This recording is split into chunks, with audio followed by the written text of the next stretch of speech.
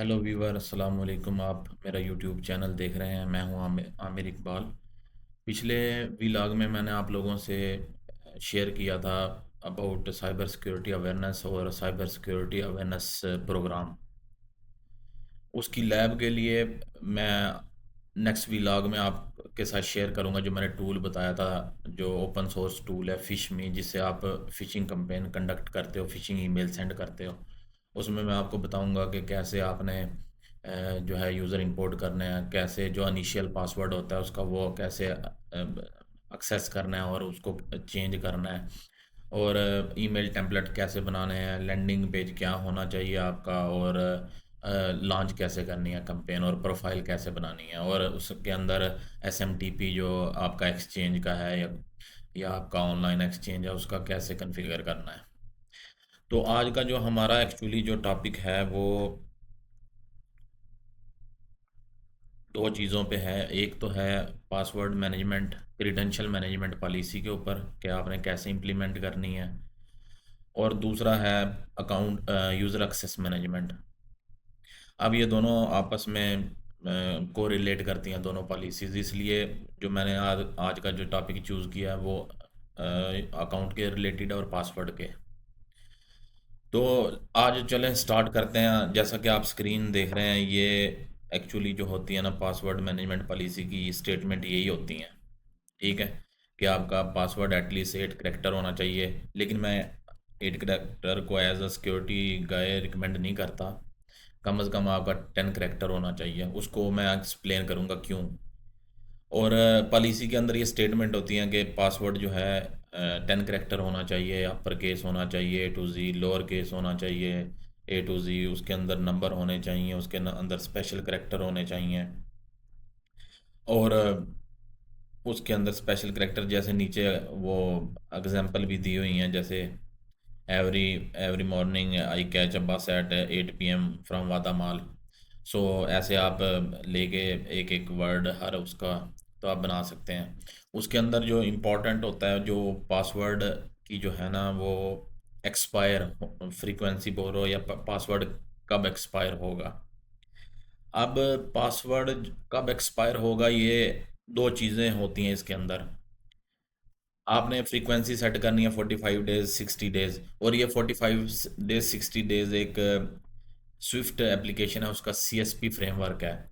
उसके अंदर वो बोलते हैं कि आपका मिनिमम जो है ना पासवर्ड वो 17 करैक्टर होना चाहिए, यूज़र का, ऑपरेटर है जो, और उसकी फ्रीक्वेंसी 90 डेज होनी चाहिए। अब आप कहेंगे कि 90 डेज फ्रीक्वेंसी है, क्योंकि उसकी पासवर्ड लेंथ ज़्यादा है। पासवर्ड लेंथ और पासवर्ड फ्रीक्वेंसी दोनों आपस में जो है ना वो है कोरिलेट करती हैं।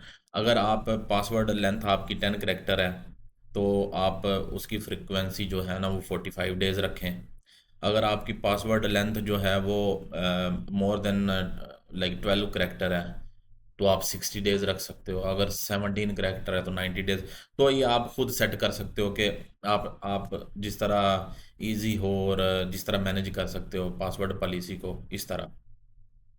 अब ये तो सामने जो है आपकी पासवर्ड पॉलिसी है। उसके बाद पासवर्ड हिस्ट्री होती है कि कितने सेम पासवर्ड रख सकते हो। जैसे मैं कहता हूँ कि मेरा पासवर्ड है जी,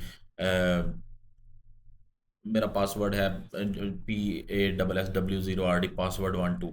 नेक्स्ट टाइम मैं रख लेता हूँ 123 1234 ऐसे। तो आपको वो पूछेगा कि पासवर्ड हिस्ट्री कितनी मतलब कि रखनी है। तो सेम पासवर्ड लोग रखते जाते हैं, जस्ट करैक्टर ऐड करते जाते हैं। उसके लिए आपकी अब कंपनी पे डिपेंड करता है। हमारी तो 12 है, तो 12 दफ़ा जो है ना वो आ गया, एक करैक्टर ऐड कर सकते हैं। तो पासवर्ड पॉलिसी है जो, अब ये पासवर्ड पॉलिसी आपने इम्प्लीमेंट करनी है। ज़ाहिरी बात है आपके पास डोमेन कंट्रोलर होगा, आप ग्रुप पॉलिसी में जाते हो, जाके ये जितने भी जो है इधर अल्फ़ाबेट हैं, जो भी करैक्टर हैं, ये डिफ़ाइन करते हो उधर पासवर्ड मैनेजमेंट पॉलिसी। जब आप पासवर्ड मैनेजमेंट पॉलिसी जो है इम्प्लीमेंट करते हो, वहाँ पे अब एक और आता है, जैसे मैंने बताया था यूज़र एक्सेस मैनेजमेंट पॉलिसी भी हम साथ डिस्कस करेंगे। अब उसके अंदर यूज़र एक्सेस मैनेजमेंट पॉलिसी क्यों करेंगे, क्योंकि यूज़र का अकाउंट है। जब अकाउंट है तो वो ज़ाहिर है समटाइम उसको पासवर्ड नहीं याद होता, रिमेंबर नहीं कर सकता वो। समटाइम लीव पे होता है तो भूल जाता है, तो आके रॉन्ग अटेम्प्ट करता है। तो आपकी कंपनी की पॉलिसी होती है आफ्टर 3 कंसेक्टिव जो है ना ट्राई के बाद वो जो है ना अकाउंट को लॉक करते हैं। तो ये लॉक कहाँ से होता है? ये आपके डेफिनेटली ग्रुप पॉलिसी और डोमेन कंट्रोलर से होता है। फिर आप उसको अनलॉक करते हैं, फिर यूज़र को बोलते हैं कि पासवर्ड चेंज करो। तो इसलिए जो आज का मेन वो था, मैंने पासवर्ड पॉलिसी और account management user access management policy आज चूज़ की है। अच्छा, अब ये पासवर्ड पॉलिसी तो हो गई, आपने इम्प्लीमेंट भी कर दी। इम्प्लीमेंट कर दी तो आपको ऑडिट में ज़ाहिर है वो पूछेंगे कि भाई आप एविडेंस दो। आप एविडेंस दे देते हो। कुछ ऑडिटर होते हैं जो आगे पूछते हैं, एविडेंस ले लेते हैं डोमेन कंट्रोलर का, लेकिन वो आगे नहीं पूछते कि भाई आपकी जो एप्लीकेशन है उनकी पासवर्ड पॉलिसी क्या है, आपका ओएस है उसकी पासवर्ड पॉलिसी क्या है। अब ओएस में आपका लाइनिक्स है, ओएक्स में आपका विंडो है, विंडो अपना सर्वर भी है, विंडो वैसे भी है 10 11 जो भी है।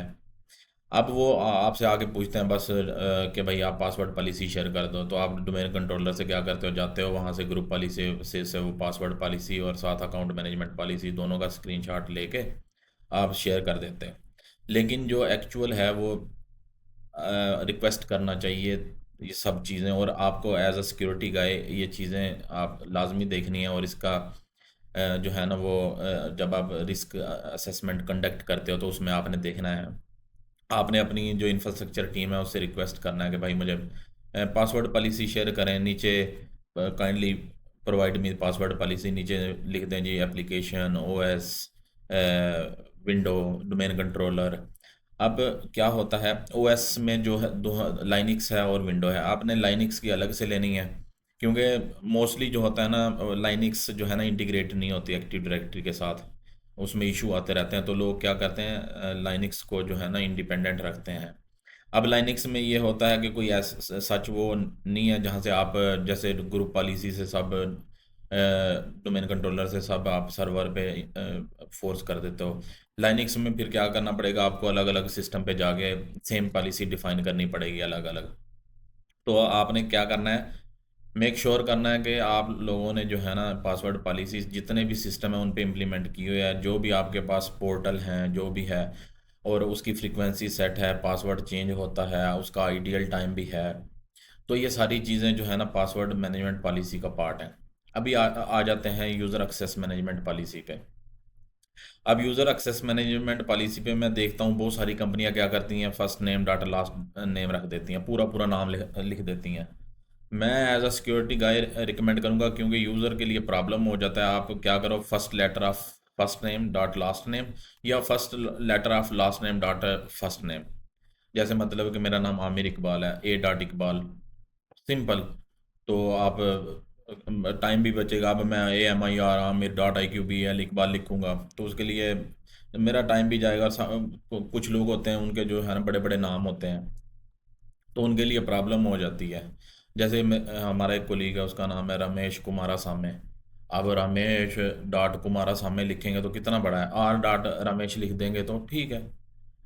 तो इस तरह आपने जो यूज़र एक्सेस मैनेजमेंट पॉलिसी है या अकाउंट मैनेजमेंट पॉलिसी है, आपने क्या, आपने पहले डिसाइड करना है कि भाई जो अकाउंट है वो क्या होना चाहिए। आपने नेमिंग कन्वेंशन उसको बोलते हैं।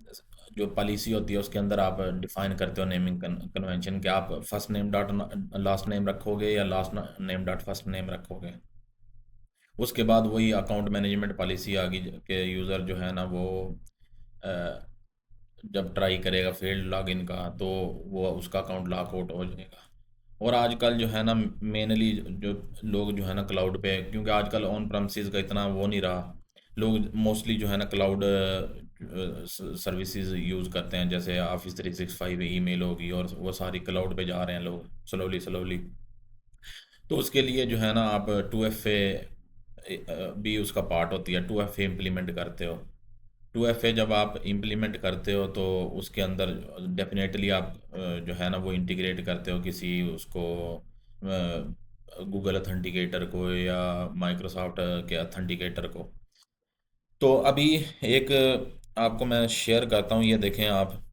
मैं यूज़र एक्सेस मैनेजमेंट पॉलिसी पे पहले ही चला गया, लेकिन मैं आप लोगों से शेयर करना चाह रहा हूँ। ये एक हाइव सिस्टम है, ये लोगों ने ये शेयर किया हुआ है, जो जो पासवर्ड लेंथ है ना, रिकमेंडेशन इन 2025, ये आप देख सकते हैं कि यहाँ पे जो ग्रीन में है ना, ये ग्रीन में, और ऊपर इन लोगों ने लिखा हुआ नंबर लोअर के, अगर आपके सिर्फ नंबर होंगे, अगर आपका लोअर केस होंगे, अपर केस और लोअर केस लेटर होंगे, और अगर combination of all special symbol, ये वो, अगर फोर नंबर ऑफ करेक्टर अगर फोर होंगे तो ये देख लें कितनी जल्दी हो जाएगा, अगर फाइव होंगे तो यहाँ से हम देखते हैं 8 करेक्टर हैं।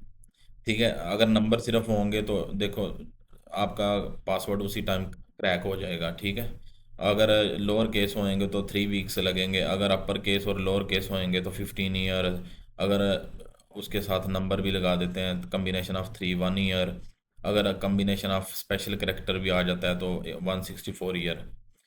अब यहाँ पे अभी देखें आप, जो वो बोल रहे हैं कि ये जो ग्रीन में है ना, ये बेस्ट है, उसके अंदर आ जाता है 18 करेक्टर, अगर आपके हों तो 17 करेक्टर। हमारा जो है इस टाइम 10 करेक्टर पे है, लेकिन 10 करेक्टर में हमने पॉलिसी जो इम्प्लीमेंट की हुई है ना, फोर्स की हुई है, वो है combination of lower letter, upper letter, special character. उसके बगैर जो है ना वो पासवर्ड एक्सेप्ट ही नहीं करता। उसके लिए आप देख सकते हो 803 के ईयर चाहिए उसको क्रैक करने के लिए पासवर्ड, यहाँ पे हैं हम, ये 803 के ईयर्स।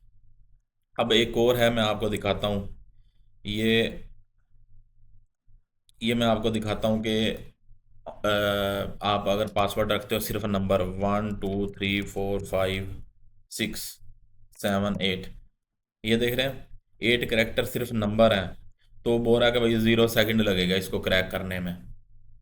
ठीक है, अगर अभी मैं जाता हूँ तो मैं लिखता हूँ ABCDEFGHI। अब लोअर लोअर केस मैंने लिखे हैं, ये देखो लोअर केस हाईलाइट हो गया ना, ये भी बहुत वीक पासवर्ड है। अभी मैं जाता हूँ तो मैं सब उसमें लिखता हूँ कैपिटल लेटर में, ABCDEFGHI। ये देखें सिर्फ अपर केस में लिखा है, तो ये 2 सेकंड बता रहा है इसको क्रैक करने में लगेंगे। ठीक है, अगर मैं अभी आपको कम्बिनेशन जैसे हमारा है 10 करेक्टर का बताता हूँ, P@SSW0RD 1 2 3 4 5 6 7 8 1 2। सी, अभी इसके अंदर जो है ना लोअर केस भी है, अपर केस भी है, नंबर भी है, सिंबल भी है, 2 ईयर आ रहा है, 2 साल लग जाएंगे हैकर को क्रैक करने में। 10 करेक्टर पासवर्ड है, जो ये 10 करेक्टर इधर लिखा आ रहा है देखें। अब अब मैंने जैसे बताया था फ्रीक्वेंसी जो है ना चेंज करने की, वो और जो करेक्टर हैं वो दोनों वेरी करते हैं। अब अगर आपकी फ्रीक्वेंसी 90 डेज है तो मैं रिकमेंड नहीं करूँगा एज अ सिक्योरिटी का है।